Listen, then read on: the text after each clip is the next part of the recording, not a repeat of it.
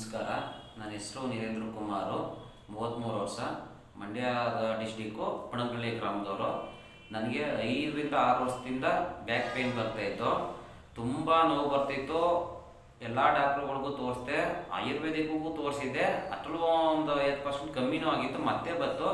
ಮತ್ತೆ ಬೇರೆ ಹಾಸ್ಪಿಟ್ಲಿಗೆ ಹೋಗಿ ಮತ್ತೆ ತೋರಿಸ್ದೆ.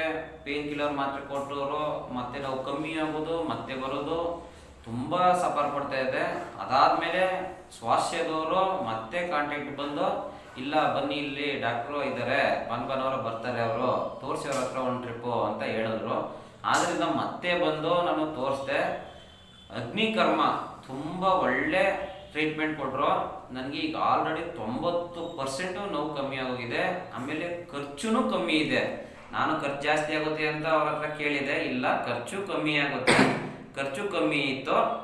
ಬಂದು 100% ನಮಗೆ ಕ್ಯೂರ್ ಆಗೈತೆ. ಅದರಲ್ಲಂತೂ ಮೋಸ ಇಲ್ಲ. ಆಲ್ರೆಡಿ ನಿಮ್ದಿಂದ ನಿದ್ದೆ ಮಾಡ್ತೀನಿ, ಆರಾಮಾಗಿರ್ತೀನಿ. ಪಂಚಕರ್ಮಗಿಂತಲೂ ತುಂಬ ಅಗ್ನಿಕರ್ಮ ಒಳ್ಳೇದಾಗೈತೆ ನನಗಂತೂ.